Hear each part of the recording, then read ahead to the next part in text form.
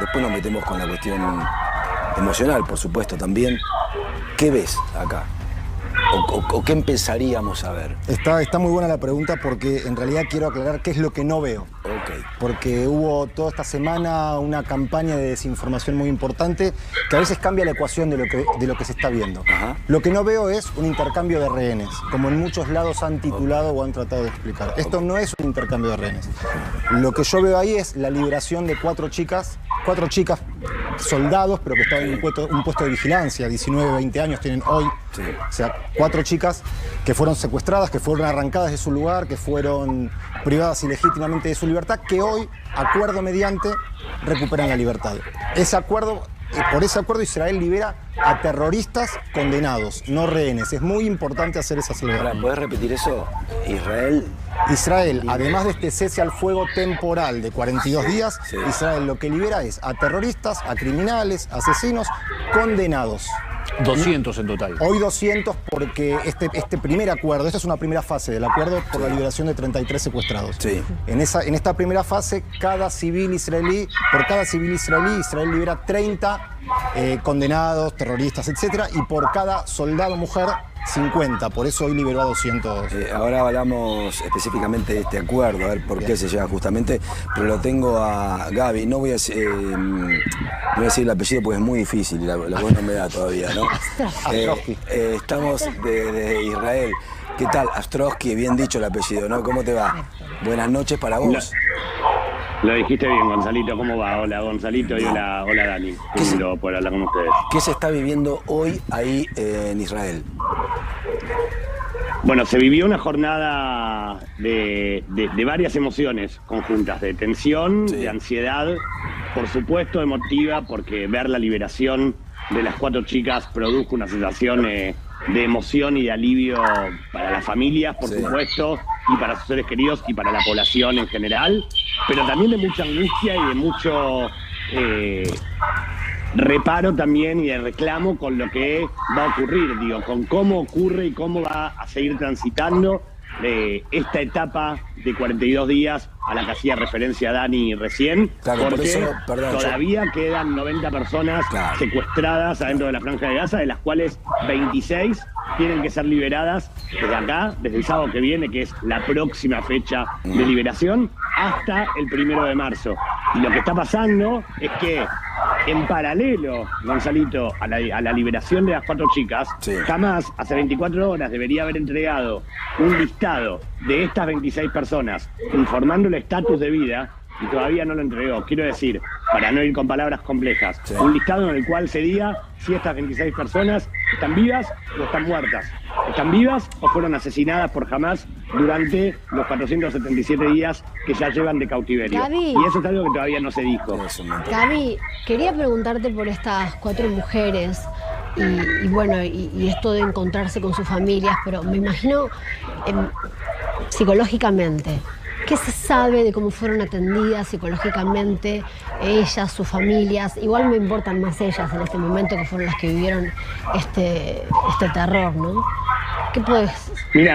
Mira, Gaby, yo te puedo decir que ahora que están en Israel, ahora que ya están de vuelta en casa, ahora que están ya en un hospital donde empiezan su proceso de recuperación y de rehabilitación, van a estar bien. Digo, estas 4 chicas permanecieron secuestradas durante 477 días y como último acto perverso y macabro por parte de los terroristas de Hamás, hoy a la mañana, antes de liberarlas, en lugar de hacer un traspaso rápido de camioneta a camioneta, como veíamos la semana pasada con las 3 chicas que liberaron, o como fueron las liberaciones de noviembre, acá montaron un circo con un escenario, un banner, las vistieron con ropas del ejército israelí, las hicieron saludar a todos los gazatíes de Hamás que estaban encapuchados y con armas largas vitoreando abajo, y ellas saludando en una especie de, las querían hacer pasar como rockstars, ¿sí? Se ven videos, difundieron ellos mismos videos en los que se los ve a los terroristas de Hamás dándoles indicaciones antes de subir al estrado, y recién después de eso las liberaron, las entregaron a Cruz Roja. Entonces, ¿cómo pueden estar 4 chicas que después de 15 meses y medio de estar bajo túneles o en refugios de la ONU, si se como sabe se algo. descubrió que estuvieron, pasaron por lo que pasaron. Hace un rato, Gaby, te agrego, Sí, hace un rato hubo una declaración de una persona, de un funcionario del Ministerio de Salud israelí, que declaró que las 4 chicas están en un estado médica y emocionalmente complejo. Estas fueron las palabras textuales que utilizó el Ministerio de Salud para referirse a las chicas. Gaby, aguantame un ratito ahí. Hago preguntas y abro a toda la mesa para que podamos participar todos, porque hay algo que suena quizás sencillo, pero ¿qué es lo que pueden contar los rehenes o las rehenes, en este caso liberadas, de las vivencias, datos, detalles donde estuvieron justamente en Hamás? En su debido momento seguramente podrán contar todo. En estos primeros días probablemente pasen por todo un proceso psicológico que desconozco, pero otros secuestrados que fueron liberados con el tiempo fueron contando todas las aberraciones. De hecho, algunos han visitado Argentina y han contado abiertamente lo que han pasado, obviamente con el correr del tiempo. Yo siempre pregunto cómo será la primera noche de estas chicas hoy viviendo fuera del cautiverio después de 15 meses. Es tremendo, creo que no nos podemos imaginar eso y creo que con el tiempo van a empezar a ir contando las atrocidades que vivieron, que algunas las vimos nosotros en vivo, porque recién veíamos cuando la secuestraron y el caso de Naama Levy es el más emblemático, que se la vio cuando la suben ensangrentada con el pantalón en la camioneta. Sí. Y quiero agregar algo a lo que decía Gaby, cuando las liberan, además de montar el show, de hacerlas reír, de que parezcan felices, les entregan un souvenir, les entregan una bolsa como si fuera un souvenir, donde tienen fotos de su cautiverio, Tanto. donde tienen un certificado de que estuvieron cautivas por Hamás. O sea, se regocijan con el dolor ajeno, así que lo que habrán sufrido es Ahora, incontable. la tensión psicológica, la presión, lo que pueden haber vivido y lo que están viviendo también, no nos olvidemos que hay muchos más rehenes ahí en Hamás, es una forma de qué, te lo pregunto a vos como especialista en este tipo de conflictos. Una forma, no entiendo la... ¿Una forma de qué? De buscar qué, una forma de qué para Hamás. Es que en realidad el 7 de octubre, puntualmente el 7 de octubre lo que buscó es evitar que Israel empiece a tener relaciones con Arabia Saudita. Antes del 7 de octubre, en el periodo anterior de Donald Trump, empezaron a haber relaciones entre Israel y los países árabes. Y la próxima era con Arabia Saudita y eso generó un cambio en el Medio Oriente. Generó un cambio. El ataque del 7 de octubre y el ataque sucesivo desde otros lados a Israel, porque no fue solo Hamás. Al día siguiente entró Hezbollah en juego, los hutíes, las milicias pro-iraníes desde Irak, el propio Irán. Lo que buscan es desestabilizar la región y evitar ese cambio de 180 grados. Ahora, una vez que tienen secuestrados, es difícil pensarlo, porque de un lado vos tenés gente que ama la vida, habrán visto el reencuentro de las chicas con sus familiares, y de otro lado gente que le gusta la sangre ajena y la sangre propia. Entonces es difícil entender lo que quieren. Si fuera por ello, Hamás hoy pretende quedarse en el poder. Hoy Hamás está muy debilitado. Todo lo que estuvimos viendo, que Gaby contaba de ese show que montan, no es otra cosa que una demostración de poder interna, no hacia Israel. Es una demostración hacia los propios palestinos para que no se levanten contra ellos. Es una demostración hacia la autoridad palestina que gobierna en Cisjordania. Entonces, hoy creo que Hamás lo que está tratando es de sobrevivir. Y creo que los secuestrados son su herramienta de extorsión para ganar un poco de tiempo. Gaby. Perdón, Gonzalito, Sí. Perdón, Gonzalito, que agrego lo que decía Dani recién. Yo creo que es una necesidad de Hamás de sobrevivir y de seguir mareando y generando una guerra psicológica. Voy a un hecho puntual. Sí. En la lista de las chicas que debían liberarse hoy, debía estar Arbel Yehoud, una chica civil, una de las que faltaba liberarse. La respuesta de Hamás en el día de ayer fue: Arbel no está en la lista porque no tenemos contacto con la gente de la Jihad Islámica, que evidentemente es quien tiene secuestrada a Arbel. Ahora, en el circo que montaron hoy, alrededor de ese estrado habían guerrilleros encapuchados con la bandera de la Jihad Islámica en un acto organizado por Hamás. Entonces, ¿cuál es el efecto? ¿De qué estamos hablando? Sí. Digo, para poder saber dónde está una secuestrada y liberarla, no hay contacto con los secuestradores, pero para invitarlos al circo perverso y macabro que montaron hoy, estaban en primera fila. Haceme un puntito Después ahí. de qué vamos a hablar, digo, a ver, veíamos hoy un acto donde toda la gente que estaba rodeando a las chicas que iban a liberarse eran o encapuchados que estaban con armas largas, o chicos, chiquitos, de 5, 10, 15 años. Entonces, ¿de qué chicos gazatíes, pobres civiles, empiezan a hablar o vienen hablando hace 15 meses. Haceme un puntito ahí, Gaby, querido. Sí, Gaby, Pablito. ¿Qué tal, Gonzalo? Hola, Gaby, ¿cómo estás? Pablo Ponzone te habla. Bueno, además Hola, de todo esto, en este día que obviamente tiene conmocionado al mundo, ocurrió también que el portavoz del ejército asegura que Hamas no está cumpliendo con los requisitos de la liberación de los rehenes, porque, por ejemplo, tendría que haber liberado a Shiri Silverman, una argentina, la madre de los dos pequeños que hemos visto en fotos durante todos estos 477 largos días. ¿Y qué pasa ahí y hasta dónde puede llegar esta denuncia que hacen respecto a cómo continuará la liberación de rehenes? Esta mujer era una civil, liberaron a 4 soldados. Esto se tendría que haber hecho al revés. Claro. Primero los civiles y después las soldados. Exactamente. Vos decís, la Gaby, realidad es que... Perdóname, Gaby. Sí, perdón. Vos decís, Hamas está debilitado como grupo, ¿no? ¿Se sabe qué grupo, de qué cantidad de personas estamos hablando hoy que integran el grupo, más o menos? ¿Me escuchás? ¿Me estás hablando a mí? Perdón, Sí, pensé sí, que le sí, hablabas a Dani. No. Mirá, la realidad es que antes del 7 de octubre se estimaba que Hamas tenía un poderío en base a su ejército guerrillero de aproximadamente 30.000 personas. ¿Cuántas? Según las últimas, 30.000 personas. 30.000 personas que tenían tomado de facto la Franja de Gaza, que tiene una población de aproximadamente 2 millones de personas. O sea, 30.000 que controlaban un lugar para 2 millones de personas. Según las estimaciones que vienen por números tampoco validados por la Organización de las Naciones Unidas, digámoslo, Hamas habría perdido entre 15 y 20.000 guerrilleros durante todos estos 15 meses, pero habría reclutado otros 15.000, por lo cual estaría más o menos en un número equitativo entre lo que perdió y lo que logró reclutar de manera de los últimos meses. Sí, ¿Se entiende? ¿El reclutamiento hace que el grupo se conforme de la misma manera? No. No, el debilitamiento existe, más allá de lo numérico que contaba Gaby, que es cierto, se vuelven a reproducir, pero obviamente los 15.000 que reclutan son, además de ser principiantes, Israel destruyó túneles, recovejos, depósitos de armas, cerró el corredor Filadelfia, que es la frontera entre Egipto y Gaza por donde entraba de contrabando armamento. Entonces, más allá de la cantidad numérica, realmente está muy debilitado. Pero sí quiero aclarar algo más a lo que decía Gaby. Este acuerdo del que todos hablamos es una primera parte del acuerdo y es muy frágil, porque no solo incumplió porque liberó soldados antes que civiles, sino que la semana pasada incumplió en los plazos de entrega del listado. Ellos tienen que entregar el día anterior el listado de los que van a liberar y lo incumplió. Hoy incumplió con los nombres.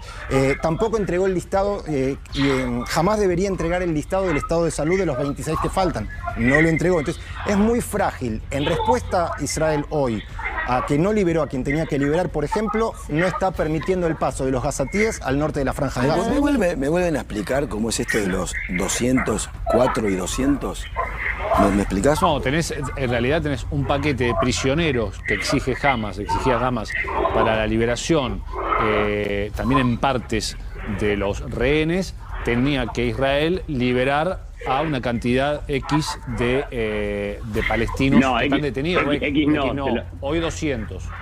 ¿Cuál sería a ver, para que se entienda. Para aclararlo bien, sí, porque si no, perdón, vamos despacito porque hay mucho dato, vamos despacito porque hay mucho dato y quiero justamente esto, ¿no? Que se entienda bien para que la gente que está en la casa tome dimensión de lo que ahora estamos fueron liberados, ¿no? este sábado, si no entiendo mal, Gaby, fueron liberados 204 prisioneros. No, 200 personas. Te explico por qué, Pablo. Sí. Te explico por qué.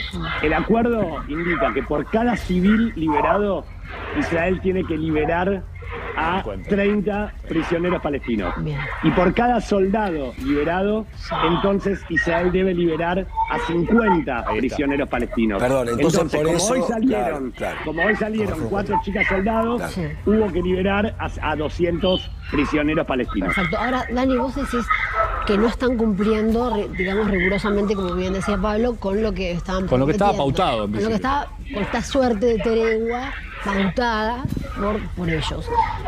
No nos olvidemos que estamos hablando, digo, de un grupo de terroristas con los que estamos negociando. Digo, no están negociando de igual a igual. ¿Cómo lo ves vos? La gente lo ve como, ¿por qué cumplirían si estamos hablando? La fragilidad que yo mencionaba del acuerdo tiene que ver con que una de las partes es una organización terrorista. Exacto. Bueno, una organización terrorista. Y digo, también, esta organización terrorista no es que está diciendo, bueno, yo libero 4 y vos liberás 8.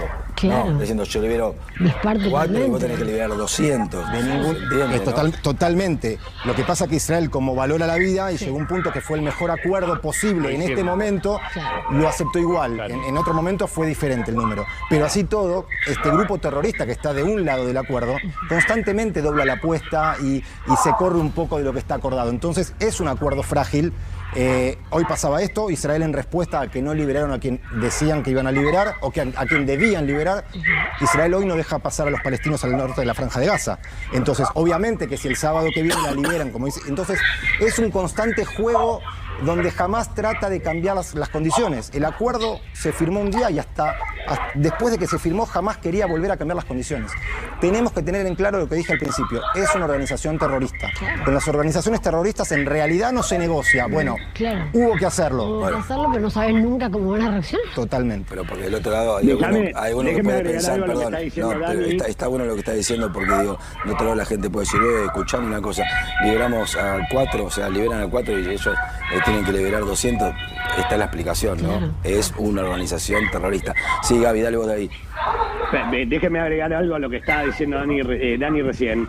Es una organización terrorista, con el terrorismo no se negocia y definitivamente, a ver, no hay un canal de comunicación directo, no hay y no lo hay hace muchísimos años, un canal de comunicación directo entre Israel y Hamás. Entonces, al acuerdo que se llega por la vía de mediadores como Qatar, mediadores como Estados Unidos, que se ocupan de la negociación, que se ocupan de hablar con cada una de las partes y que firman como garantes, por lo cual acá no es que el grupo terrorista también puede venir a hacerse el guapo y decir, bueno, quiero hacerle un cambio y lo hago porque quiero y porque puedo, sin tampoco pasar por la mediación y sin tampoco pasar por el aval de los mediadores. Entonces, hay todo un juego, todo un conflicto geopolítico que tiene que tenerse en cuenta, de intereses políticos, por supuesto, que tienen que tenerse en cuenta a la hora de qué se puede ceder, qué no se puede ceder. Esto que decía Dani recién, con mucha lógica, Israel debía a partir de mañana comenzar a habilitar el regreso de los gazatíes al norte de la Franja de Gaza, y no lo está dejando, no porque quiere cortarse solo o no porque es un capricho de Israel, no lo está dejando directamente a la postura de Hamás de liberar deliberadamente a soldados en vez de a civiles. Se entiende perfectamente. Ahora, esto que decía Dani también, y corto con esto que decía Dani también, es cierto. Hace un rato hubo un representante de Hamás que salió a decir que bueno, que Arbel Yehoud evidentemente está viva y que va a salir libre el sábado de la semana que viene, y recién ahí entonces Israel dijo, perfecto, si sale Arbel la semana que viene, entonces la semana que viene va a comenzar el regreso de los gazatíes al norte de la Franja. ¿Y qué pasa con la mamá de los chicos, no? Claro. ¿Qué pasa con esta mamá? La mamá de los chicos es una pregunta muy fuerte, Pablo, y es algo que tiene en ansiedad y expectativa a toda la población. Claro. Porque la realidad es que, según el mismo acuerdo, hoy debían salir 4 personas, pero eran 4 personas civiles. Y la especulación que había, hasta que se conociera el listado definitivo por parte de Hamás, era que iba a salir Shiri, la mamá de los chicos, que iba a salir Arbel, que es la otra mujer que debía salir y no salió, y que iban a salir los 2 chicos. Y que con eso se terminaba la liberación de civiles. Y eso no pasó. Y tampoco están entregando el listado, al que hacía referencia a Dani recién, el listado de el estatus de vida de cada uno de los secuestrados, incluidos Chiri, Fir y Ariel Viva. Exactamente. Esperemos que esto suceda, básicamente, y que empiecen a cumplir con lo pautado. Gracias, Gaby, de ahí de Israel. Te mandamos un abrazo. Gracias, Gonza, un abrazo para todos. Dani, querido, gracias por venir. Muchísimas gracias a ustedes. La explicación para por lo menos entender cómo está el conflicto. Muchas gracias.